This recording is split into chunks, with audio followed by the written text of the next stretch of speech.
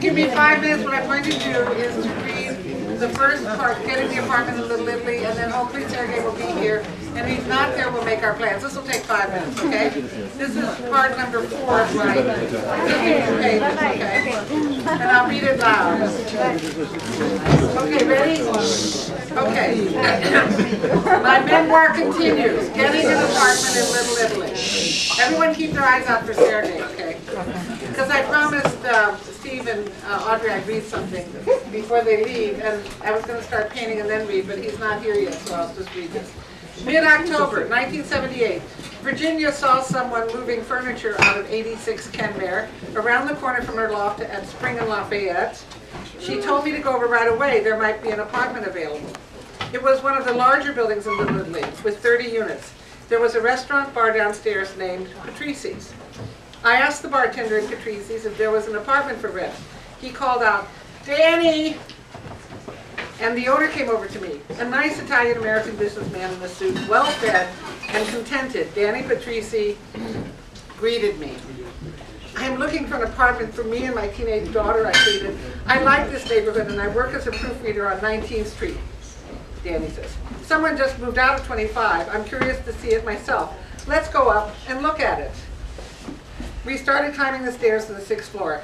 Danny had to rest halfway up to catch his breath. Relieved that climbing stairs was an effort for him, I felt safe. If he turned out to be a maniac, I could get away. On the top floor, he used a set of keys to open a heavy metal door labeled 25. The first room was a decent size. It was the kitchen, drab, with a small stove and a refrigerator near the door. The first thing that you saw when you walked in was a rusted metal shower with a small low sink. The apartment was a converted cold water flat with hot running water now, a toilet and a small closet next to the kitchen sink, and one large radiator, tilting as though it might fall over at any minute.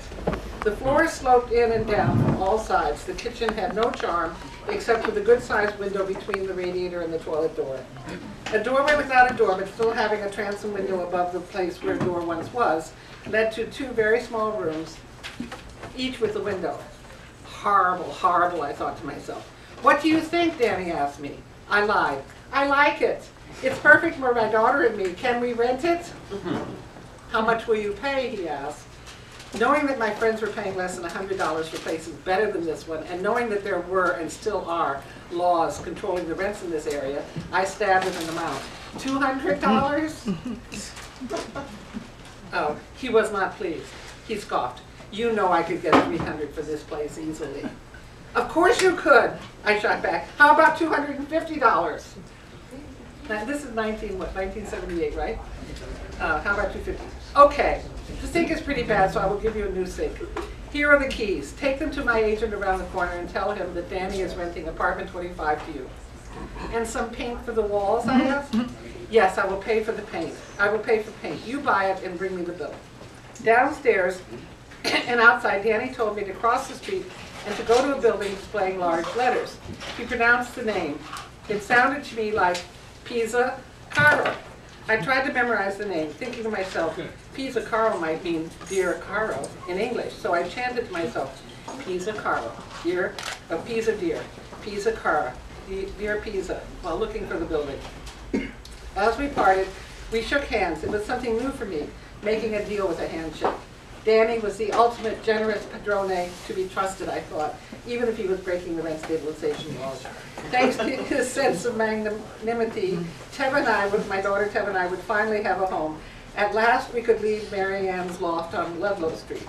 I walked across Petrosino Square, which was at the time named Kenmare Square.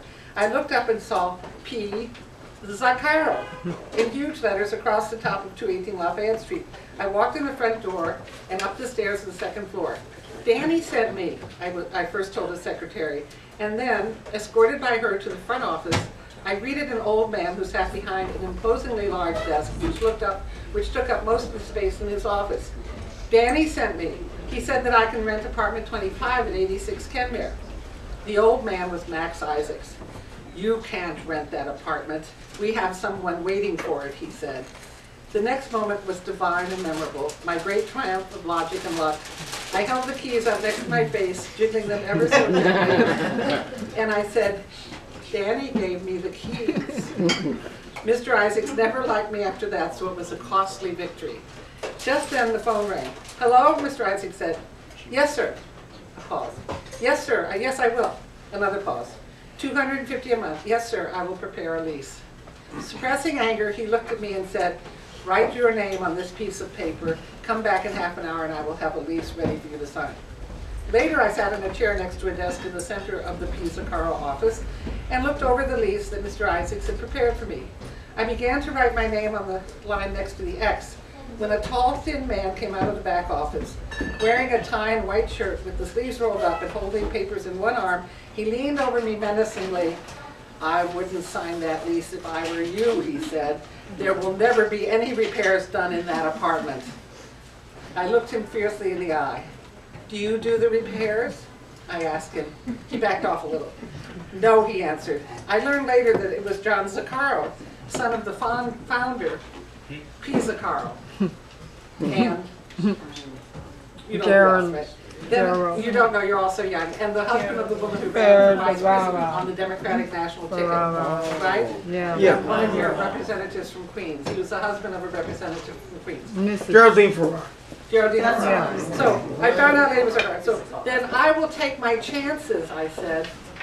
That night, Tara and I carried our duffel bags and suitcases to our new if drab apartment and slept on the floor using our clothes to cushion us and to keep us warm. Is Sergei here yet? No. Our 6-week stay at Marianne's loft had been difficult. She was renting almost 4,000 square feet of open floor space on Ludlow Street in a 2-story building. She had cluttered the space with old furniture and junk from the street, a collection of about 30 broken umbrellas, which she planned to do something with someday, but never did. Chairs, cabinets, broken bicycles, and 2 large unruly dogs, one of whom would chew up worn underwear if he could get into it. So we had to be careful as we undressed not to allow any piece of clothing to fall on the floor, and then we had to stash our clothes in as high a spot as we could find. Even then, the dog sometimes would manage to snatch someone's underpants and rip them to shreds. In the back quadrant of the open space, Marianne had built out a room of 1,000 square feet for her 12 cats. Twice a day, one of us would enter the room and feed the cats and empty the litter boxes. Marianne would walk the dogs most of the time because they were hostile towards people on the street and difficult to control.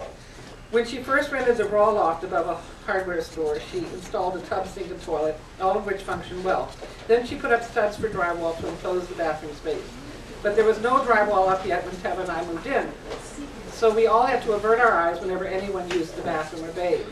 Before September 1978, when we arrived to stay with Marianne while I looked for an apartment, she had agreed to go out with a man named Paul, an artist who lived in the neighborhood. It was to be their first date. She was running late, so she still needed to bathe before going out with him. When he arrived, she told him to wait for her in the front of the loft while she got ready. She turned on the water to fill up the tub and undressed in the transparent bathroom. As she stepped into the tub of hot water, she saw Paul in her peripheral vision just outside the bathroom undressing. He joined her, and they had sex, and I didn't hear the details. Okay. And a little Italy, moving from the frying pan into the fire. Now, where is Sergei? Oh, thank you, Minerva. Yeah, thank you. So we're going to paint. And we're going to paint. Who's helping me? Dan Dugan. Do you want to start on Colleen and I'll start on Alan? And we have the black paint here and white paint here. And maybe we'll just do the back on I'll do the back on Alan and you